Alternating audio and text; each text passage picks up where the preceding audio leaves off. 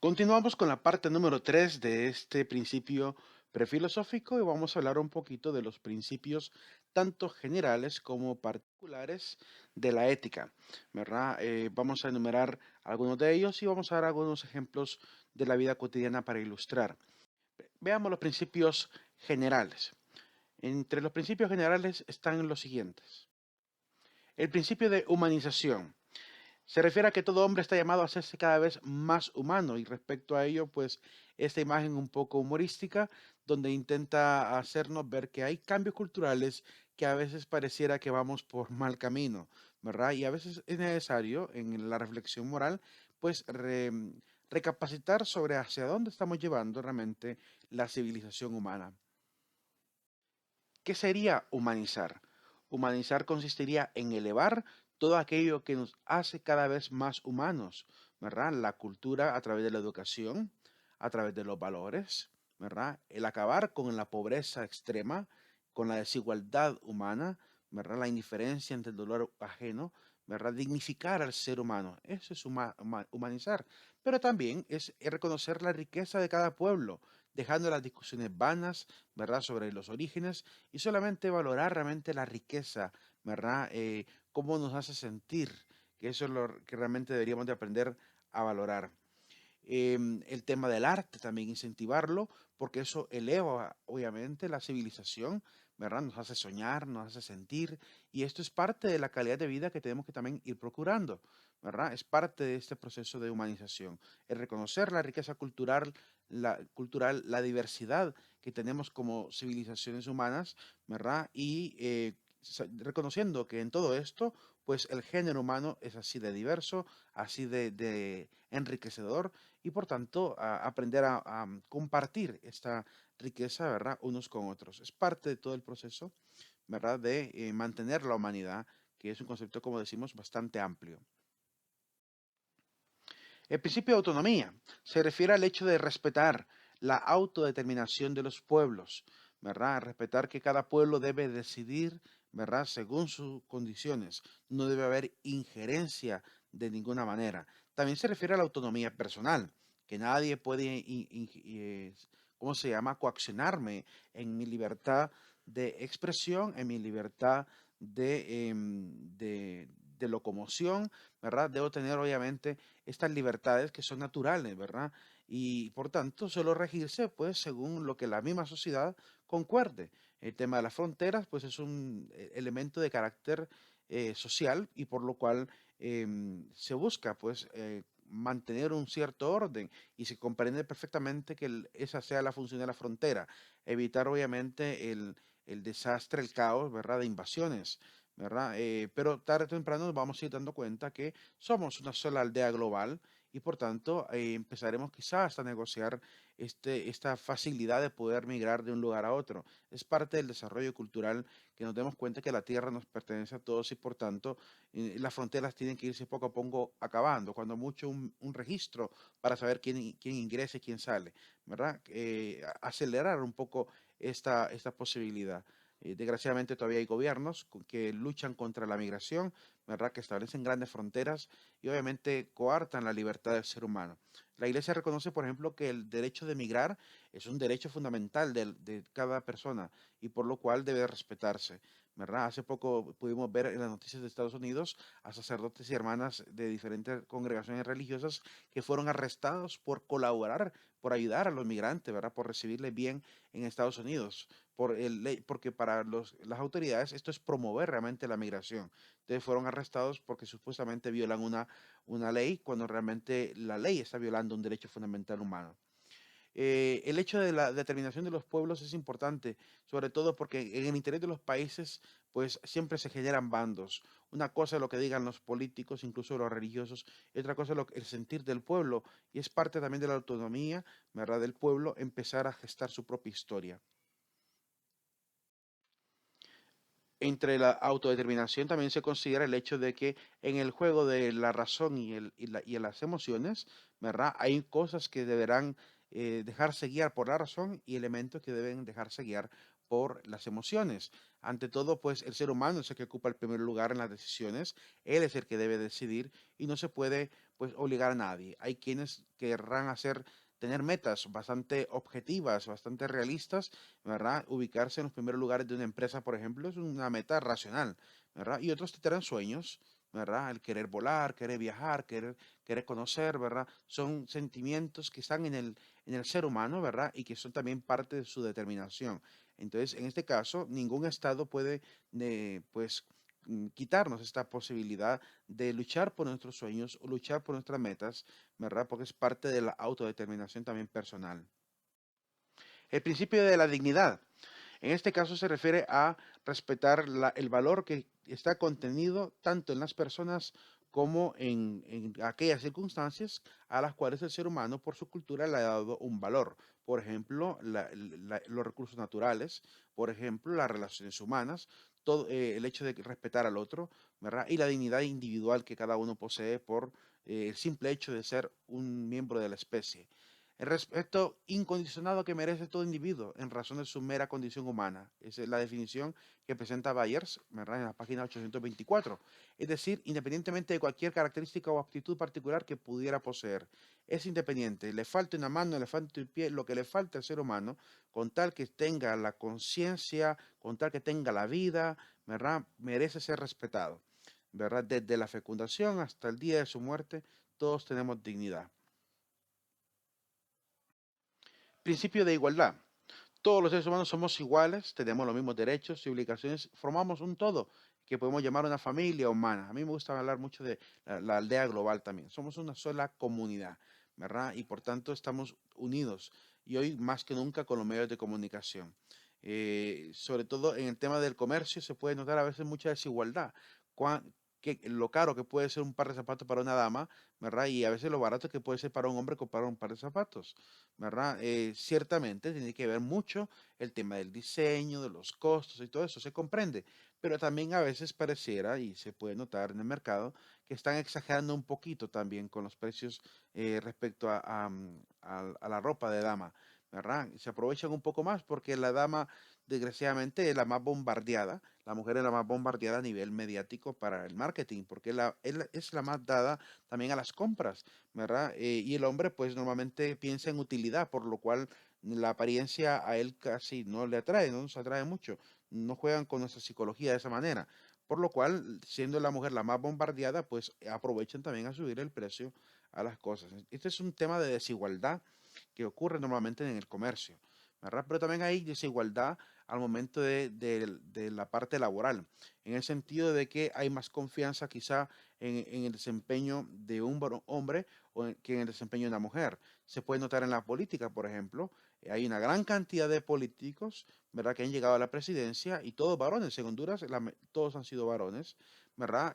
No hemos visto todavía ninguna presidenta, a duras penas hemos visto candidatas a la presidencia, Nora de Melgar, Gabriela Núñez, Xiomara Castro, ¿verdad? Tardará mucho para que la sociedad hondureña, no sé, ojalá que no tanto, llegue a darle la oportunidad a la mujer y veamos también pues el desempeño y la diligencia con la cual las mujeres suelen desempeñar su cargo, ¿verdad? Es parte de romper los paradigmas, ¿verdad? En este sentido, pues apoyamos completamente desde la ética la actitud, ¿verdad?, de defender la igualdad entre el hombre y la mujer, ¿verdad? Sin caer, obviamente, en los extremos, como se ha podido observar con el feminismo, y que el feminismo de la tercera ola, en vez de reivindicar el valor de la mujer, está llevando a la mujer a, por un lado, pues bastante ajeno a su propia dignidad. Al contrario, más bien está destruyendo la dignidad de la mujer, en vez de luchar contra la cosificación de la mujer, se está exhibiendo en el cuerpo desnudo de la mujer en las calles y eso obviamente es cosificarla más, ¿verdad? Porque el depredador sexual, ¿verdad? Eso es lo que busca, que le enseñen y si ella les dan ese gusto a los depredadores sexuales, no solucionan el problema, lo agravan, ¿verdad? Y es parte del problema también que hay que ir comprendiendo. La primera oleada del feminismo logró establecer el derecho de voto de las mujeres, ¿verdad? Luego la segunda oleada logró establecer el derecho de participación empresarial, ¿verdad? En las gerencias, ¿verdad? Y actualmente pues están tratando de reivindicar supuestamente a la mujer porque al parecer dicen que hay todavía un techo de cristal, una brecha salarial que ya muchos ¿cómo se llama? Economistas han hablado sobre el tema, que varios también debatientes contra la ideología del feminismo extremo o feminismo radical, que hoy en día se le llama feminacismo o embrismo, han luchado contra estas falacias del supuesto techo de cristal y han destruido por completo el argumento, porque no es cierto que realmente haya una brecha salarial, ¿verdad? Nadie anda preguntándole, usted es mujer y por tanto va a ganar menos que el hombre. No hay forma de ver ese escalafón clasificado entre sexo hombre, sexo mujer en una empresa. La empresa paga el cargo, el puesto, ¿verdad? Según el estándar que tenga salarial para ese puesto. Entonces, esa situación pareciera un poquito ajena a la realidad.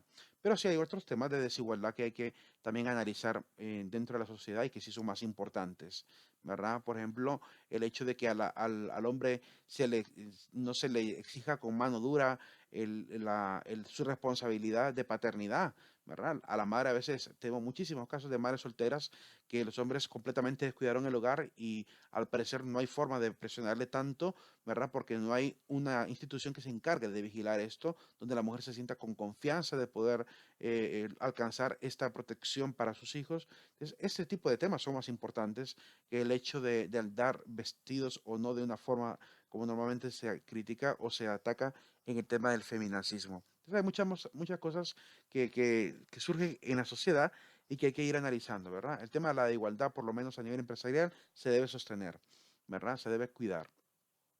Antes se creía que las mujeres y los hombres eran muy distintos, ¿verdad? Y hay hasta memes como este que intentan mostrar el hecho de que la mujer es bastante diversa en sus gustos, el hombre es muy seco para sus gustos, ¿verdad? Porque el hombre solo piensa, como decimos, en utilidad, la mujer piensa en apariencia, en combinaciones, en colores, en formas. Entonces, de alguna manera, pues naturalmente también estamos no solamente predispuestos naturalmente, sino también predispuestos sociológicamente, ¿verdad? Por el mismo marketing a que se genere este tipo de circunstancias, ¿verdad? Y hemos visto casos de mujeres que tienen hasta 50 pares de zapatos y después dicen, no hay yo que ponerme. Y el hombre a veces tiene tres pares de zapatos y sabe que uno es para correr, otro es para trabajar y el otro es para estar en casa, ¿verdad? Es decir, sin complicarse mucho la vida.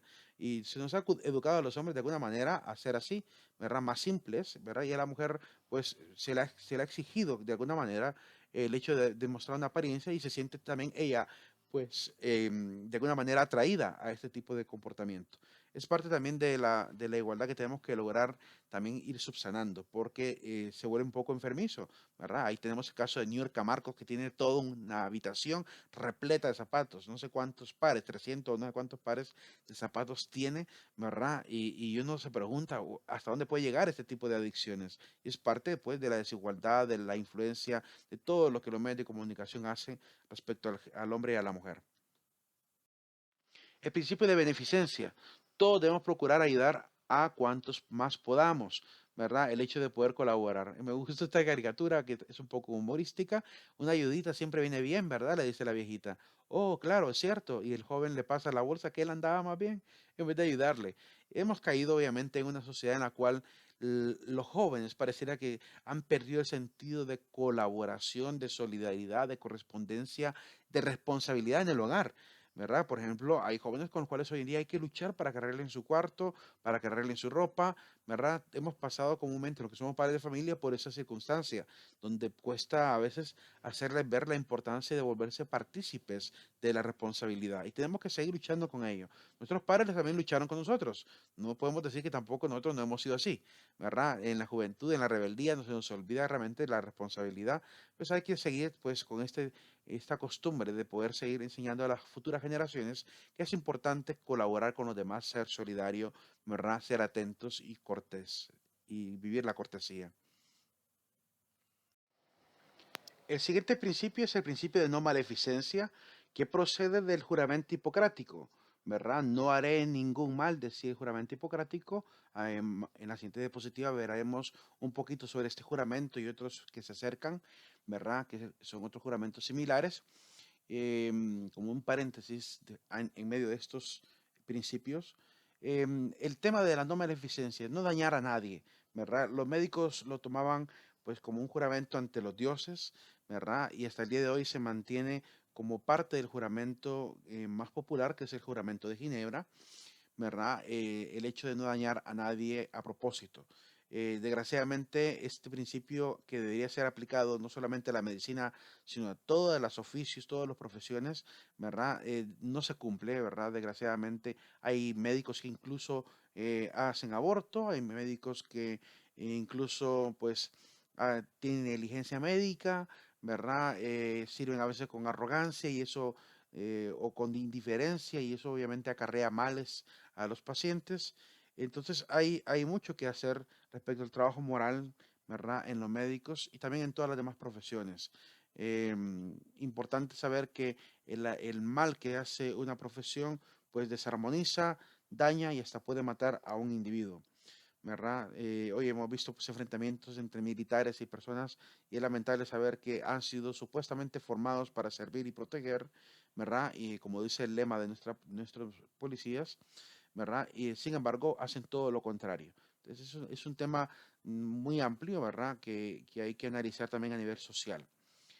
Quiero hacer un paréntesis y tratar un poquito lo que son el juramento hipocrático, el juramento de Luis Lasaña y el juramento de Ginebra, ¿verdad? Porque en ellos está estos principios, tanto el de beneficencia como el de no maleficencia, y después seguimos con el principio de justicia. El juramento hipocrático. Hipócrates, ¿verdad? Como médico, elaboró un juramento en honor a los dioses Apolo, a Asclepio, Igea y Panacea. ¿Verdad? Menciona estos cuatro personajes y ya voy a mencionar qué simbolizaría para la medicina hoy en día. ¿Verdad? Me gusta esta imagen que he colocado de portada donde dice que todo en exceso es opuesto a lo natural, ¿verdad? Opuesto a la naturaleza misma. Es cierto, ¿verdad? Cuando hacemos algo en exceso dañamos el organismo, por tanto no está de acuerdo a lo lógico de lo que deberíamos de otorgarle a nuestro ser. Entonces es parte también del principio del pensamiento hipocrático. Hay que decir que Hipócrates, es cierto, pertenece a una época en la cual la medicina no era exacta, pero se le puede achacar la inexactitud de la ciencia, pero lo que no se le puede achacar es el hecho de su entrega moral, es decir, su sacrificio moral, su responsabilidad moral la tenía muy clara y quedó pues grabado en este juramento. El postulado hipocrático principal es que la vida es breve, ¿verdad? El arte es largo, la ocasión efímera, la experimentación es peligrosa, el juicio es difícil. La estructura de este juramento hipocrático tiene más o menos las siguientes partes. He tratado de sintetizar juramentos, no lo voy a leer por ninguno de los tres juramentos porque son un poco largos cada uno de ellos, ¿verdad? Invito a leerlos, solamente quiero aludir a qué elementos pues alude cada uno de los juramentos. La estructura es más o menos la siguiente. Realiza una invocación y ofrecimiento dedicado a los dioses que ya mencioné, ¿verdad? Asclepio, Panacea, Igea y Apolo.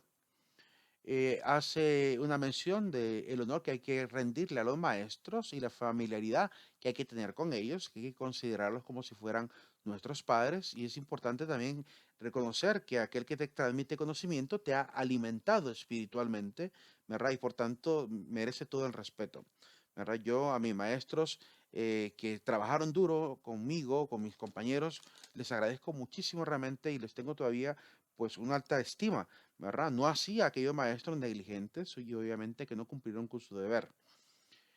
El compromiso de enseñar, ¿verdad? A los hijos y a los discípulos el arte de la medicina está estipulado también en este principio, es parte del principio de beneficencia, para procurar que siga existiendo gente diestra en brindar este servicio. El compromiso también con los enfermos aclara el hecho de cuál es la responsabilidad, ¿verdad? De visitar al enfermo, de acompañarle, ¿verdad? Y el principio de no maleficencia aparece cuando también habla de este compromiso, de no dañar a nadie, de no dar ningún veneno, de no dar ningún abortivo a nadie. Incluso menciona el tema del aborto, ejercer la profesión y referir a especialistas, el hecho de no sentirse sobreconfiado, ¿verdad? Y es importante que cuando no sé algo, tengo que referirlo al especialista que sí lo conoce.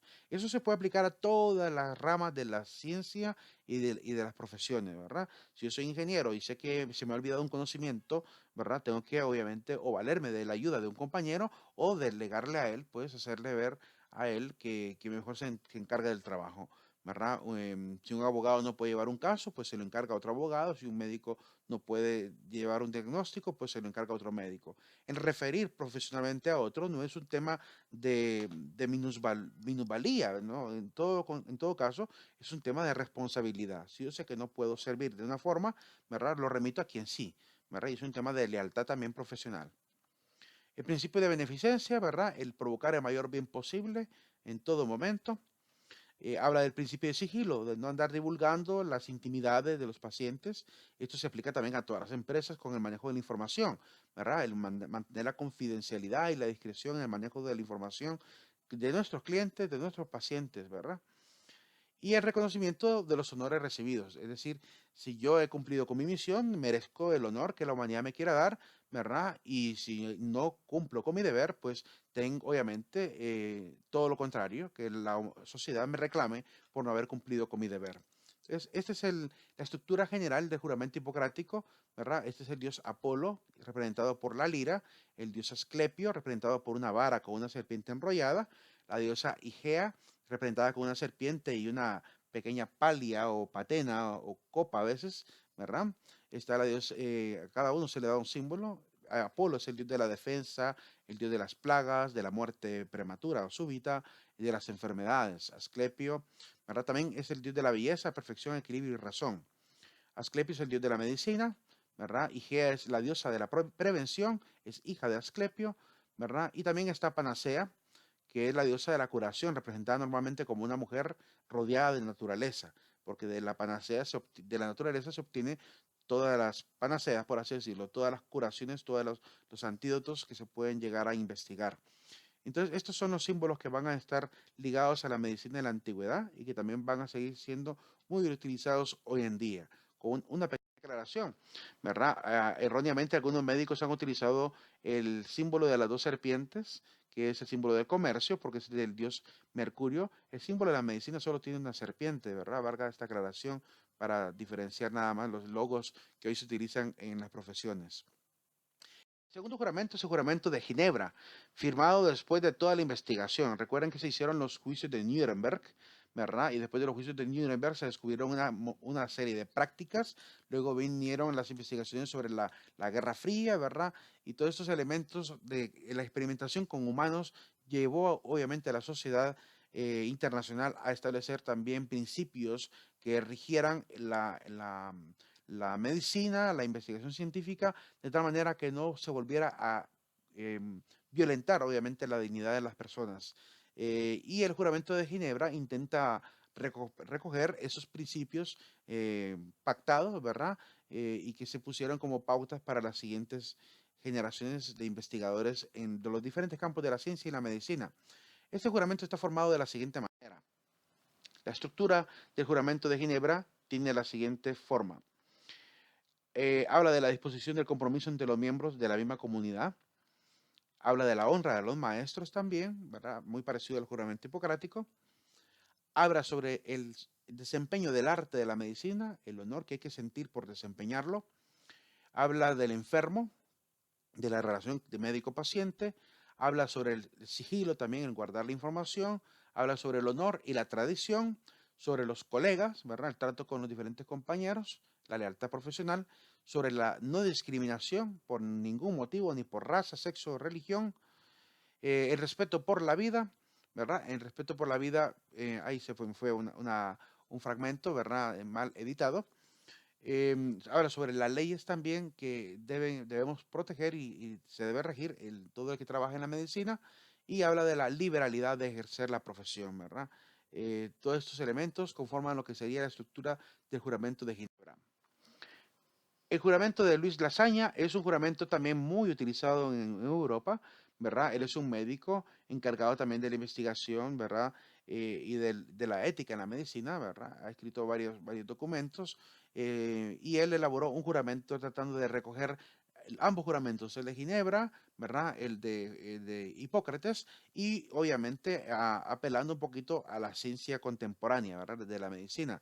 Importante verlo porque los principios que él establece no se distinguen mucho de los principios que las demás profesiones también deben tener. La estructura de ese juramento tiene la siguiente forma, ¿verdad? una apertura donde habla un poquito del desempeño médico en respecto a los logros de la medicina, ¿verdad? Que hay que ir procurando, el esfuerzo en medidas, ¿verdad? Que hay que también ir vigilando, las virtudes que debe conllevar la profesión, ¿verdad?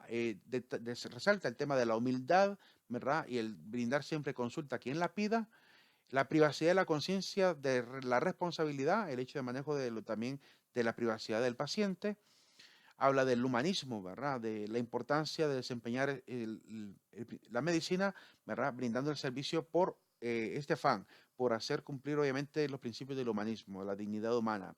Habla de la prevención también, de la importancia de que la medicina sirve para ello, no solamente para curar, sino también para ayudar a prevenir, ¿verdad? Cualquier, pues, eh, pandemia que pueda llegar a dañar a la sociedad. Las obligaciones sociales que tiene el médico también son señaladas, ¿verdad? Y la esperanza de poder gozar de la profesión, ¿verdad? Una vez dignificado de haber servido a la sociedad. Esa es más o menos la estructura que tiene el juramento de Luis Lasaña, que recomiendo leer, pues, junto con los demás juramentos. El principio de justicia, siguiendo con los principios, pues es dar a cada cual según lo que merece y según la circunstancia. Esa definición es socrática. Fue Sócrates el que la elabora, ¿verdad? A él se le adjudica y por esta razón distinguimos un poquito lo que es la justicia del derecho de la justicia social basada en la filosofía moral, ¿verdad? Porque en la justicia del derecho se dice dar a cada uno, es decir, de manera imparcial. Por eso a la imagen que representa la justicia en el derecho, que es la diosa Temis, se le representa con una venda en los ojos, que hace referencia a la imparcialidad de ejercer obviamente este, esta función del derecho, ¿verdad? De dar a cada uno oportunidades iguales. Sin embargo, en la ética tratamos de apelar a una justicia un poco más social, que pone también la mirada y por tanto no tiene vendas, ¿verdad? En vez de ser la justicia de Temis, es la justicia de la dikaiosine, se le llama a esta pues musa que representa la justicia en la ética y que obviamente tiene los ojos destapados para poder observar las circunstancias particulares de cada individuo y no dar de manera geométrica la justicia, ¿verdad? Sino que se debe dar de manera proporcional, de acuerdo a la necesidad de cada uno. A eso nos referimos con el principio de justicia. ¿Verdad? Me gusta esa caricatura donde dice, hombre, pobrecilla, ¿cómo iba a juzgar si no podía ver con esta venda en los ojos? A veces decimos que la justicia es ciega y es muy cierto porque el sistema del derecho pues se puede decir justo en cuanto a que está estipulado que todo el mundo puede acceder a ello, pero al momento de ejercer obviamente el derecho, pues no se practica, ¿verdad? Hay un derecho positivo muy hermoso, pero el derecho vigente a veces no se aplica tal como es, ¿verdad? Se ve a veces ciertas preferencias. Cuando vemos que al pobre lo arrestan y lo empailan, ¿verdad? Enchachado, mientras que al rico que roba millones, ¿verdad? No lo llevan de la misma manera, ¿verdad? Desde ahí ya se empieza a ver la imparcialidad, perdón, la parcialidad al momento de tratar cada caso según el derecho y según el Poder Judicial. La justicia está patas arriba. Me gustó esta actitud que tomaron en una de las marchas del 15 de septiembre, ¿verdad? Los chicos llevaban el cuadro al revés.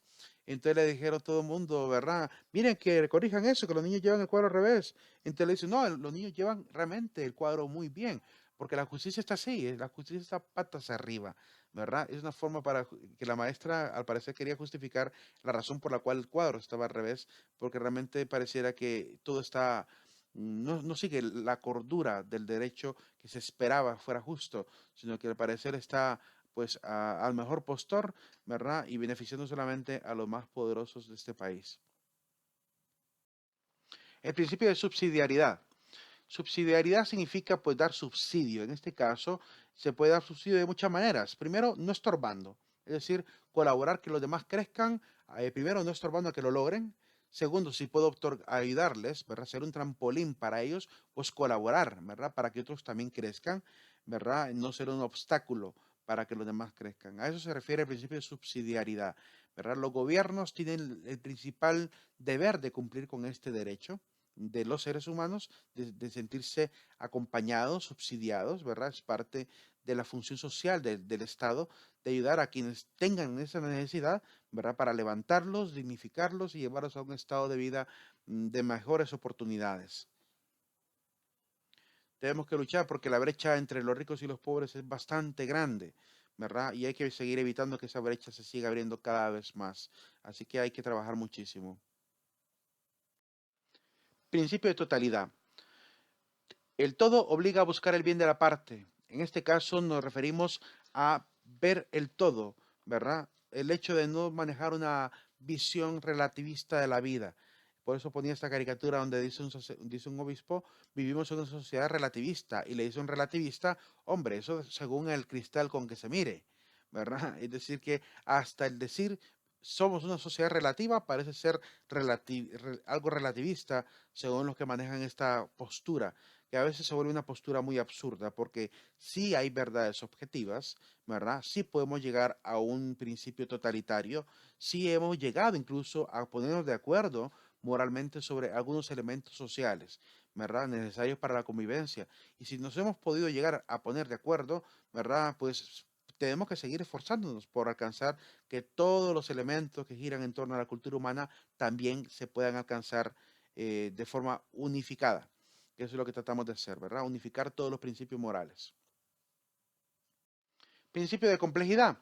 Estamos obligados a ver el todo para discernir, ¿verdad? Antes de compartir, por ejemplo, una noticia en Facebook, primero corroboremos si la fuente es fidedigna, si realmente están hablando de esos otros medios serios, ¿verdad? Si realmente hay forma de demostrar o no será realmente un bulo, una falsa noticia, un fake news, ¿verdad? Tengamos mucho cuidado con el tema de compartir a veces las noticias, porque hoy en día está demostrado, y hace poquito miraba yo un documento de Estados Unidos, donde hablaba de que Facebook empezó a bloquear un montón de páginas falsas y señalando incluso a Honduras. Decía que habían páginas en Honduras falsas que intentaban levantar, obviamente, y todos lo sabemos, levantar la fama del señor presidente, ¿verdad? Y eso es algo que es evidente, los famosos call centers.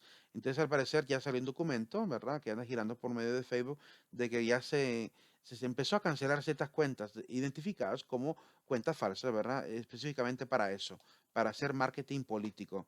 ¿Verdad? Entonces, es importante tener cuidado con qué fuente leo, porque el verdadero profesional no puede estar sesgado. Es necesario que podamos vencer el sesgo mediático, en primer lugar, y después el sesgo científico, que también es importante también aprender a observar todo, para no caer en errores.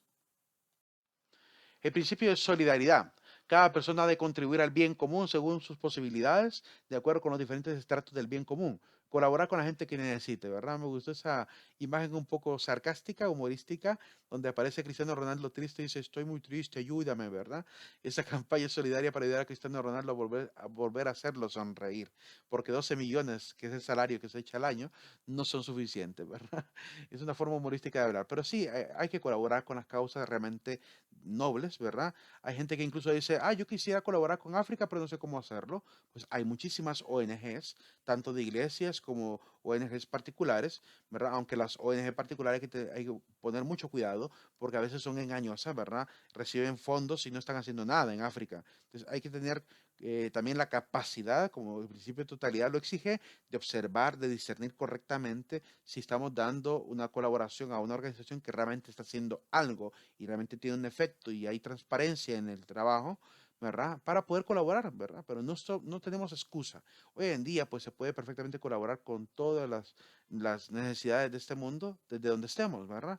Las páginas de internet nos han permitido eso, ¿verdad? Y las cuentas online a través de PayPal, de la tarjeta de crédito, nos permite también poder colaborar. Así que no hay excusa para decir yo no colaboro porque está muy lejos. No, hoy ya no es excusa eso, ¿verdad? Hay muchas formas de poder colaborar.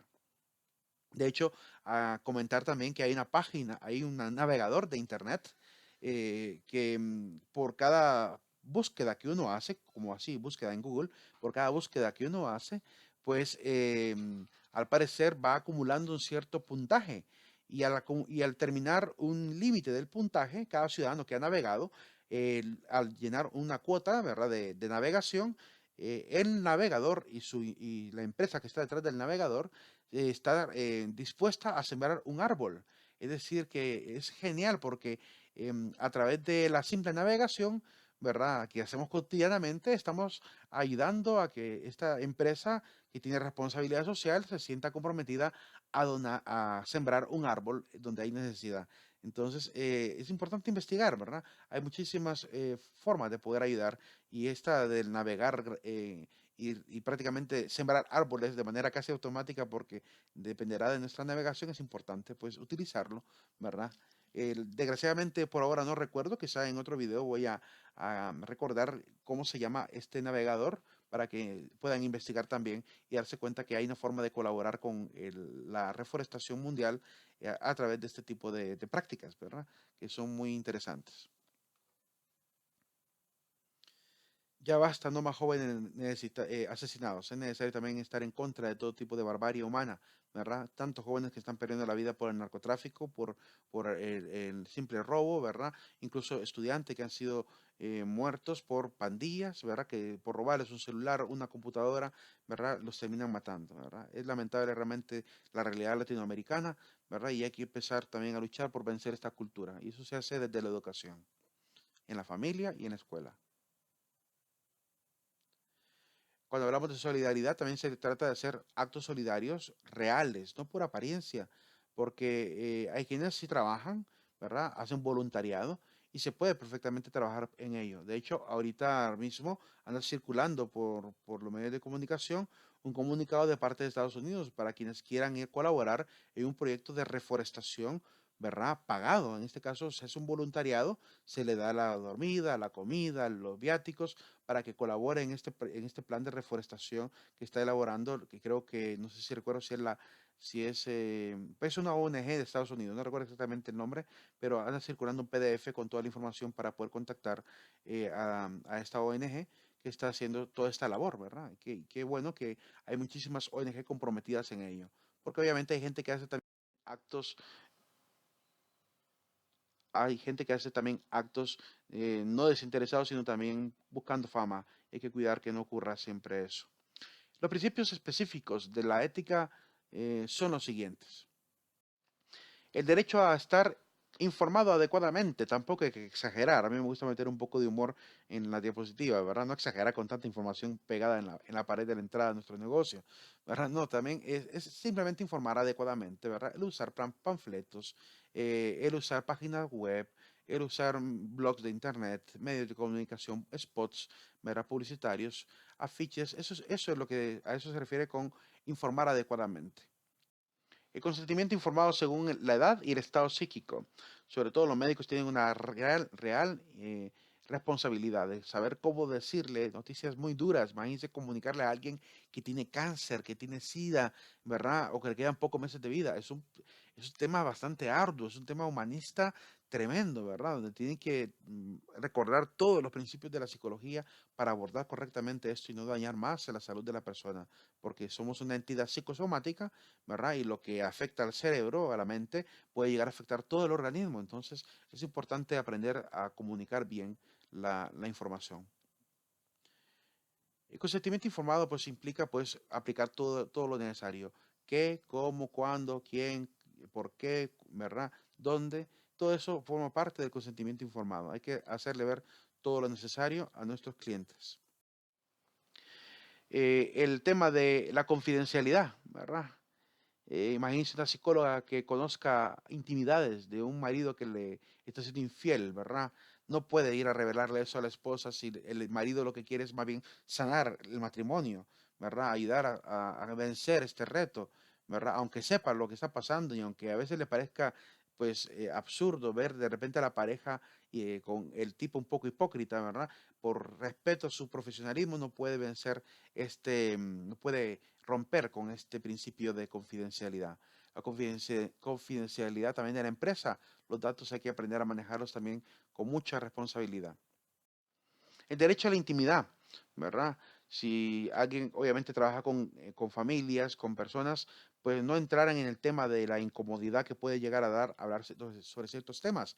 Imagínense contratar a un nuevo personal, no puedo empezar a hacerle preguntas demasiado íntimas, tienen que ser preguntas de acuerdo al área de trabajo, de acuerdo a la experiencia profesional. No tienen por qué abordar detalles de carácter personal que puedan incomodar a la persona, porque además podría llegar incluso a ganarse una demanda de acoso, ¿verdad? Entonces es importante aprender a formular bien nuestro cuestionario, nuestros test, las entrevistas de trabajo y todo lo que afecta pues a la relación entre el empleador y el empleado. La no discriminación por motivos de raza, sexo, religión, ideas políticas o posición social. Tenemos tanta diversidad de seres humanos, cada uno pues definiéndose a sí mismo como le place. Pues el tema es que esa diversidad no es un problema, el problema a veces es ser tratado diferente. A veces los prejuicios son pues desgraciadamente grandes y por esa razón terminamos obviamente pues no solamente dañando las relaciones humanas, ¿verdad? Sino también dañando la sociedad, dañando la cultura. Pero también hay que tener también mucha objetividad respecto a esto, ¿verdad? El hecho de que alguien, pues de alguna manera sienta que en su autonomía quiera ser tratado de forma distinta como yo le percibo, pues en este caso es un tema de opción, porque yo tengo también el derecho de nombrar a algo según lo que la objetividad, según lo que la racionalidad me permite entender. Por ejemplo, si veo que a alguien, por muy vestido que ande de aparentemente de mujer, y él quiere obligarme a mí que le trate como si fuera mujer, si yo en mi racionalidad no lo puedo procesar, es decir, aunque lo procese, no lo quiero reconocer porque realmente va en contra de la racionalidad según mi convicción, también tengo obviamente el derecho, ¿verdad? Y el otro tiene que también comprender que al el efectuar un cambio en su personalidad, pues está obviamente poniendo en peligro el hecho de la aceptación social, ¿verdad? Entonces es parte también de una decisión íntima, tanto del que decide como del que quiere apreciar el fenómeno. Por ejemplo, la gente que es transgénero, la gente que es transvesti, ¿verdad? En este caso, tiene que reconocer que no toda la gente estará dispuesta a reconocerle como mujer, ¿verdad? Aunque lo quiera él vivir. Entonces, en este caso también es un tema de aprender a comprender, ¿verdad? Que no todas las personas van a querer aceptar ese tipo de realidades. Y si yo soy el que provoca el cambio, yo soy el que tengo que correr con la responsabilidad de aceptar, enfrentar a otros que le guste o no le guste, ¿verdad? Eso es parte también de la madurez personal, ¿verdad? El respeto a la vida humana y animal. Tenemos que entender que en el trabajo de la vida humana, a veces se puede llegar a presentar este tema de estar contra el tiempo, ¿verdad? Pero sobre todo los médicos tienen que aprender a respetar la vida humana y la vida animal, ¿verdad? No jugar.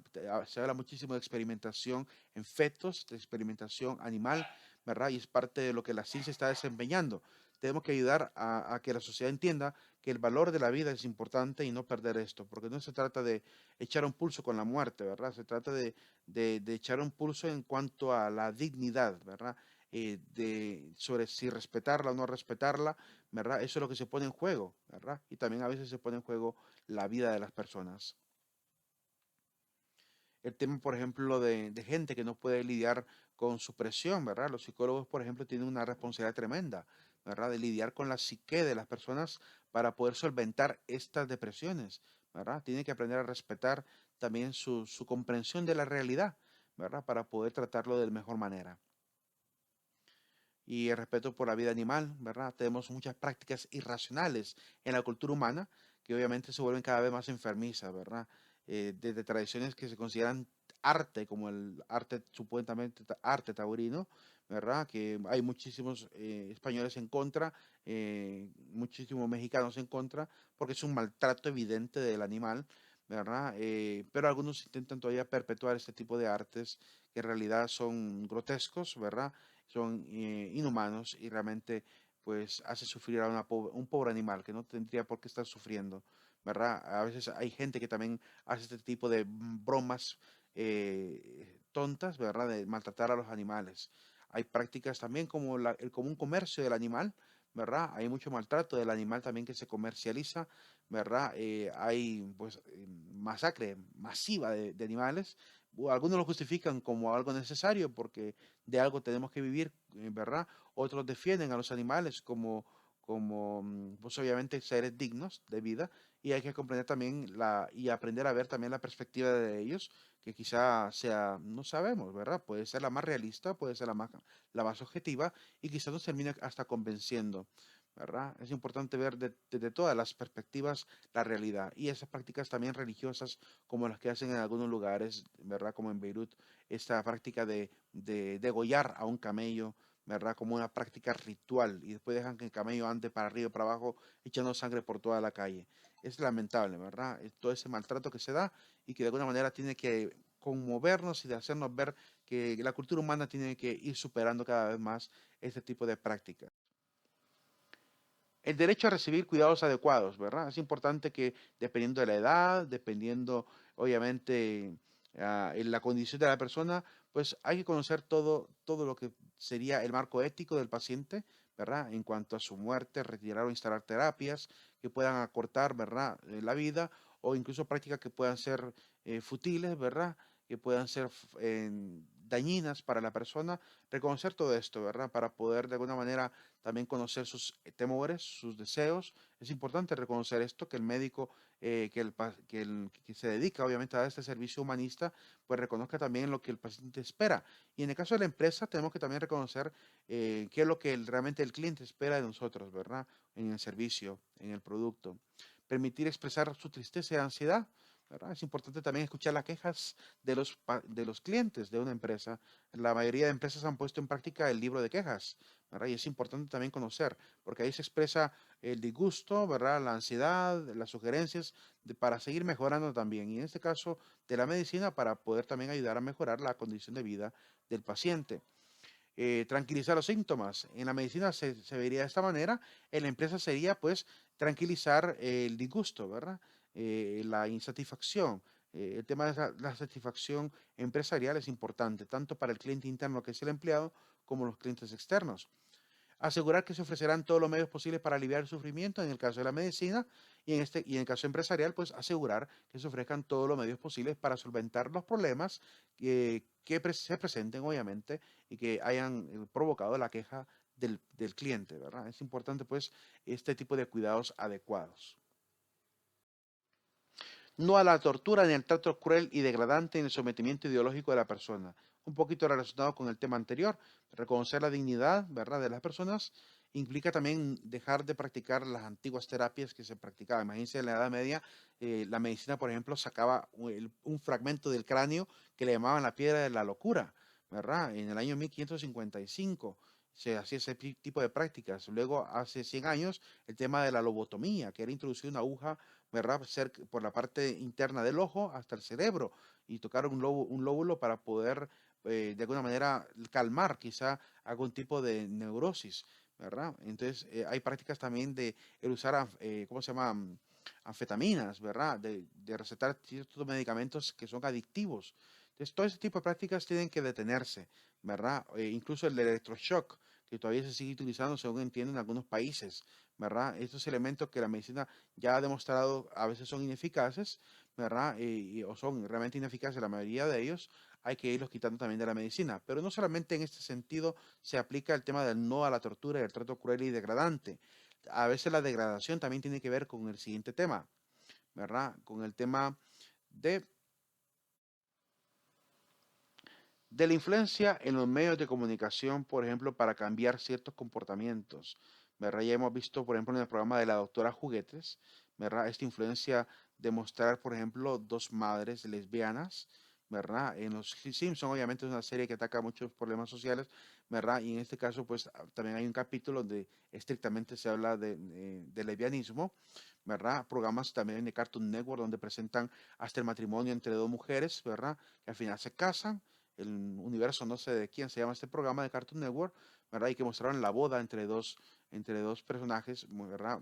Aparentemente, obviamente, femeninos, con voces femeninas, y que se entiende obviamente que son especies de gemas o diamantes, no sé cómo es la historia, ¿verdad? Y que de alguna manera van cambiando la comprensión de la realidad en los niños. Incluso en Buscando a Nemo se pudo observar, ¿verdad? Una pareja de lesbianas llevando un carruaje de su propio bebé.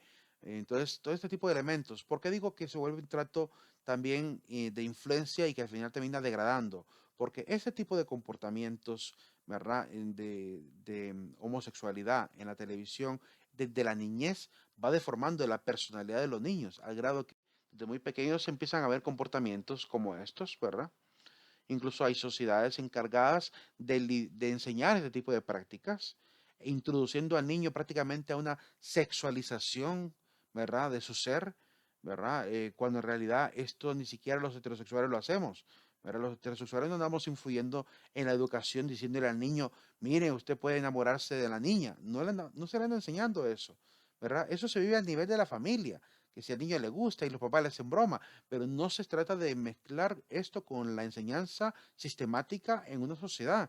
¿Por qué? Porque esto depende de la formación que los padres decidan darle a sus hijos. Es un acto de libertad de los padres también que hay que aprender a respetar, ¿verdad? Así como el padre le elige la ropa, el colegio, los programas que puede o no ver, el tipo de juegos que puede o no tener, pues también los padres pueden decidir, ¿verdad? Perfectamente sobre cómo debe ser la educación de los hijos y los valores que hay que enseñarles. Pero algunos están abogando porque en el sistema educativo se implemente ese tipo de modificaciones de la conducta. Al final terminan irrespetando un montón de disciplinas, y respetan la neurociencia, y respetan la genética, y respetan la fisiología, la anatomía, la biología, que nos ha esclarecido la embriología incluso, que nos habla muy bien y muy claramente sobre que solamente existen dos sexos, ¿verdad? Y existe obviamente la posibilidad del hermafroditismo, ¿verdad? Que es, en este caso sería tener un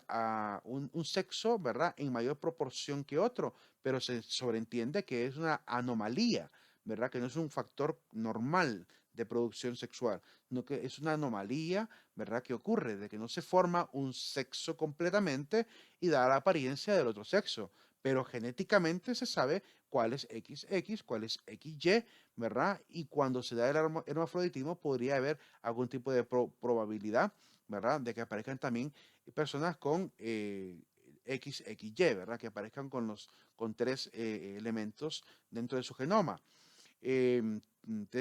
cadenas cromosómicas. Este tipo de conocimiento se le debe dejar a la medicina, ¿verdad? Y no se debe mezclar con la política, porque se está volviendo prácticamente una ideología política que se intenta instaurar. Ya hemos visto senadores, diputados, apoyando ese tipo de implementación, ¿verdad? De la formación ideológica y obviamente sometimiento a esta especie de dictadura de modificación de la conducta, ¿verdad? De los niños que lo quieren implementar a nivel educativo. Y eso es lo lamentable. No se debe dejar que el niño, hay que dejar que el niño tome la decisión, ¿verdad? En todo caso, un acto de libertad no es influirle para que tome esa decisión. Ya hemos visto videos, yo pude ver un video donde algunas maestras en un campamento de ideología de género le querían obligar a los niños a pintarse los labios y hubo un niño que hasta lloró porque no quería que le pintaran los labios, ¿verdad? Y las maestras querían forzarlo a que lo hiciera, porque según ellas tendrían que, como de alguna manera, de construir al niño, ¿verdad? Que se percibe varón, de construirlo pintándole los labios para que después él decida si quiere o no pintárselos. Eso es algo absurdo, ¿verdad? Es algo absurdo. Es como venir y decirle al niño, bueno, vamos entonces también a hacer que tengan relaciones sexuales para ver si quiere o no quiere tener relaciones sexuales a futuro, ¿verdad? Es un tema de degradación también, de irrespeto a la individualidad que se están haciendo con este tipo de sometimientos ideológicos, ¿verdad? Donde están cayendo obviamente en argumentaciones irracionales, dejando de lado la objetividad científica, ¿verdad? Y hay que ponerle mucho ojo porque esto se está dando en gran medida en muchísimos pueblos. Si va a llegar el tiempo de la tolerancia de todas esas prácticas, se va a llegar, pero no se puede tampoco aprobar la promoción, ¿verdad? La gestación de este tipo de comportamientos desde la niñez, porque obviamente deforman la personalidad. Ya lo hemos visto, como este niño que aparece en la última foto de abajo, del lado derecho, ¿verdad? Que es declarado un niño drag queen, ¿verdad? Es decir, cuando antes se sabía que el drag queen es un hombre que quiere vivir el gusto de vestirse como mujer, ¿verdad? Y es un acto de decisión de madurez de cada uno, ¿verdad? De madurez o inmadurez, ¿verdad? Pero que vengan a incluirle a los niños este tipo de deformaciones de la personalidad, porque evidentemente son un trastorno de autopercepción, ¿verdad? Sabiendo que tienen o cuerpo de varón, por qué sentirse hembra, ¿verdad? Este es un tema de trastorno psicológico, ¿verdad? No de trastorno bioquímico ni de trastorno genético. En este caso es evidente cuando es varón, es evidente cuando es hembra. Lo único caso, pues, como digo, de duda es en el tema de la anomalía del hermafroditismo, pero para eso también están los genetistas, que le pueden decir en qué porcentaje su órgano es de hombre. Incluso hay gente que le han dicho, bueno, usted tiene en mayor proporción el órgano femenino, pero su genoma es masculino. Entonces el hombre pasa a someterse a una cirugía para restaurar, obviamente, lo mejor que pueda su órgano viril, porque se siente hombre, ¿verdad? A pesar que tiene, obviamente, un órgano aparentemente femenino. Es decir, no se cerró la bolsa escrotal y, por tanto, da esa apariencia de vagina. Entonces es importante vencer este tipo de mala interpretación de la ciencia, de sesgo, obviamente, cultural y de capricho, porque al final pareciera que es un tema más bien caprichoso, muy subjetivo y que rompe completamente el paradigma de la racionalidad humana. Lo dejo obviamente ahí, cada quien lo observará y lo analizará desde su perspectiva. La exención de perjurio. Es importante aprender a no andar perjurando, es decir, tengo que evitar hacerme pasar por alguien incapacitado si no estoy capacitado.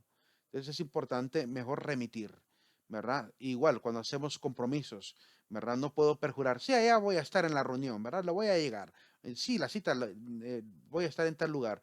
O le juro que no pude ir a la cita porque tuve un contratiempo. Eso de mentir, ¿verdad? De que soy capaz, de que puedo ir, de que puedo comprometerme, eso hay que evitarlo, ¿verdad? No andar perjurando es exhibirnos de andar haciendo perjurio, que es jurar en vano, ¿verdad? Es importante no mentir profesionalmente, tener la honestidad para decir si puedo, no puedo, ¿verdad? Es un acto de responsabilidad, ¿verdad? Y no se ve mal, ¿verdad? Que un profesional diga, mire, con gusto la atendería, pero no puedo, yo considero que es un acto de madurez bastante grande. La sesión o información del riesgo intrínseco de posibles lesiones, sobre todo en el tema de los medicamentos. Imagínense, importante demostrar que el medicamento sí puede servir para algo, pero también puede provocar otro tipo de daños colaterales. Para eso, obviamente, en el caso de la medicina hay vademecums que determinan las indicaciones y las contraindicaciones. En la empresa se puede, obviamente, a nivel del servicio, a nivel del producto, pues alertar también a la población, ¿verdad? De que hay elementos del producto que el producto no será capaz de realizar o hay servicios que la empresa no es capaz de hacer o no es capaz o que la empresa no está dispuesta a realizar, ¿verdad? Es parte de poder dar esta información, ¿verdad? De el usar pues a la empresa para ciertos fines que sí se puede, ¿verdad? Y de determinar que hay obviamente actos que la empresa no va a realizar por querer evitar el riesgo. La conservación de recursos personales, importante cuidar los datos, ya lo habíamos mencionado, cuidar también todo lo que tenga que ver con la parte monetaria, ¿verdad? El manejo correcto de nuestros ahorros, de las deudas, ¿verdad? Tener un plan, obviamente, de presupuestario para poder rendir con todos los compromisos, ¿verdad? Y de esta manera poder sentirnos tranquilos de poder haber realizado un buen sistema de provisión, ¿verdad? Bastante planificado. Es importante aprender a cuidar nuestros recursos personales también. Y para ir terminando, el consentimiento informado a los familiares, ¿verdad? Es importante también comunicar a los familiares que están a cargo de una persona, ¿verdad? En este caso, si es una empresa, digamos, bancaria, tiene que informarle, pues, a la gente que está siendo puesta como garantía, ¿verdad? O gente que ha sido puesta como referencia de que se le ha puesto en esta situación para que realmente esté consciente de que se le ha estado comprometiendo, ¿verdad? Digamos que yo haya nombrado a dos personas para un préstamo, esas dos personas tienen que enterarse que están puestas como referencias personales para ese préstamo, ¿verdad? Entonces es importante esto, comunicarle correctamente a la gente que está involucrada en los procesos o en la atención a los pacientes o a los clientes, ¿verdad? Sobre todas las implicaciones. Y en el caso de la medicina, si es caso de menores o de personas discapacitadas, pues tratar de abordar este tema con la gente realmente responsable, los tutores o los padres.